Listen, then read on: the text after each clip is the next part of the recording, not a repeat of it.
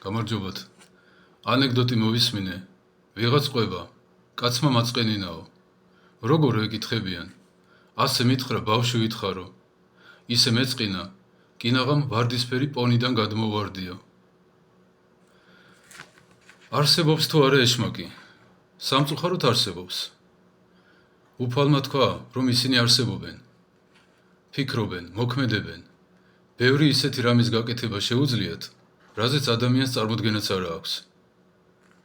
როგორ ფიქრობთ, სიამაყით დაავადებული, ვნებათა წინამძღვრები, ეცდებიან თუ არა, რომ ადამიანები დაიმორჩილონ. სიამაყის მთავარი მოთხოვნილება ეს არის წყურვილი დამორჩილებისა, დამონებისა, პირველობის მოთხოვნილება. ეცდებიან თუ არა ეს უხილავი პიროვნებები, რომ კაცობრიობაში და თითოეულ ჩვენგანში რაღაც თავისი დასაყრდენი ხელმოსაჭიდი ჰქონდეთ. რა თქმა უნდა ეცდებიან. და ჩვენ ვერ ვიჯერებთ ხოლმე იმას, რასაც საკუთარი თვალით ვხედავთ. მაგალითად, Apple-ის პირველი კომპიუტერი თურმე ღირდა $666.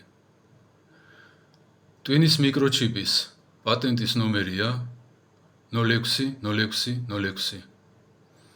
თითოეულ თქვენგანს ინტერნეტში შეუძლია ნახოს ილონ მასკი როგორც ეკავს წითელი ეშმაკის კოსტუმში გამოწყობილი გულზე გადაბრუნებული ჯვრით 6-იანების ფონზე ძალიან ისეთი ჭკვიანური ღიმილით. გვესმის ხოლმე კვეთებულის ლოცვისას როგორ ყვირიან შეპყრობილები. არ გამოვალ, შენ არ შეგიშვივარ, შენ როგორ მაგდებ. ჩვენ ამას ყველაფერს ხედავთ ხოლმე და ვერ ვიჯერებთ. არ ვიმჩნევთ ხოლმე რეალობას და რატომ? თუ ვაღიარეთ ადამიანებმა, რომ ეშმაკი არსებობს, ამას მოყვება შემდგომი აღიარება. ესე იგი ღმერთიც არსებობს. და თუ ადამიანმა აღიარა, რომ ღმერთი კარგია, ეშმაკი ცუდია, მაშინ ეშმაკის საქმეებს თავი უნდა დაანებოს. მაშინ აღარც დალევა შეიძლება, აღარც მოწევა შეიძლება და ის ათასობით სისაძაგლე, რაშიც კაცობრიობა ასე წარემატება. ერთი ინტერვიუ მაქვს მოსმენილი, რომელიღაცა ფარული ორგანიზაციის დიდი მაგისტრი და ჟურნალისტი ეკითხება, ასე ჭკვიანურად როგორ მოქმედებთო? იმიტომ რომ რასაც თქვენ აკეთებთ, ამას სჭირდება რაღაც არაადამიანური ცოდნა, გამოცდილება და როგორ აკეთებთ ამას? და ის პასუხობს, ჩვენ არაფერს არ გეგმავთ, ჩვენ არაფერს არ ვაკეთებთ. ჩვენ ვატარებთო ჩვენს რიტუალებს, რაღაც ეშმაკიული მსახურებები აქვთ. მოდიანო უზენაესი არსებები და გვაძლევენო გამზადებულ ინსტრუქციებს. ფული ჩადეთ აქა და აქ.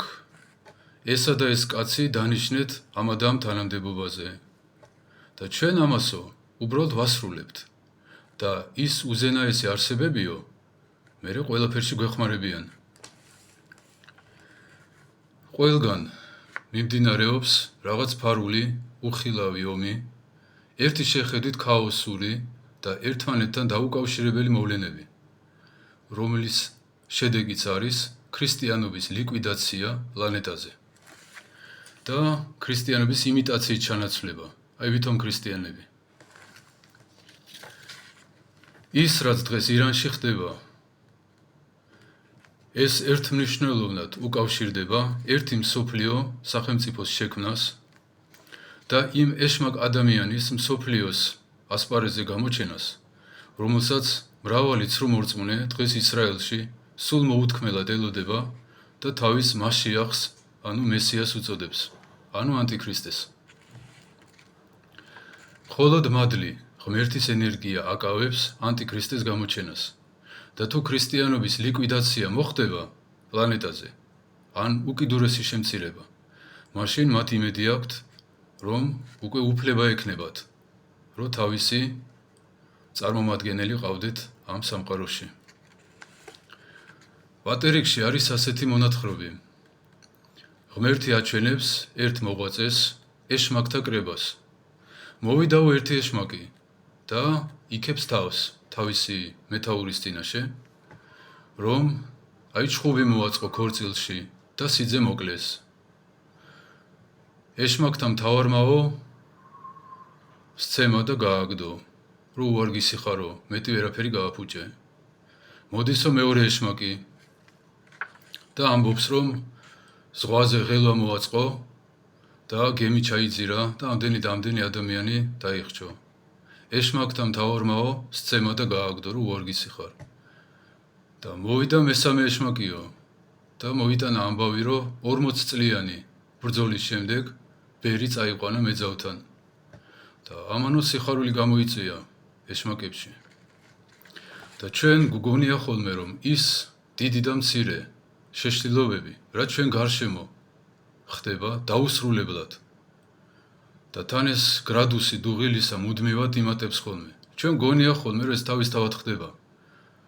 რომ ეს ბუნებრივი მოვლენაა, რა თქმა უნდა, ადამიანის პრობლემა არის აზროვნების სიმცირე. ბავშვივით არის ადამიანი. 40, 50, 80 წლის ადამიანები ბავშვებივით არიან აზროვნებით. ეს არის უმადლობის ნიშანი. ეს ნიშნავს, რომ ადამიანი ვერ გაიზარდა. ხვალე რომ გამოიგონონ აპარატი, რომელიც დაგვანახებს უხილავ სულიერ სამყაროს. პირდაპირი ჩართვა რომ გაკეთდეს ჯოჯოხეთიდან, სულთა სამყაროდან, საზვერეებიდან, ადამიანთა უმრავლესობა ამას მაინც არ დაიჯერებს, რადგან ვარდისფერი პონი არის თურმე ძალიან კომფორტული და ძალიან თბილი. მერთო დაგვიფაროს, მერთო გაგახაროთ.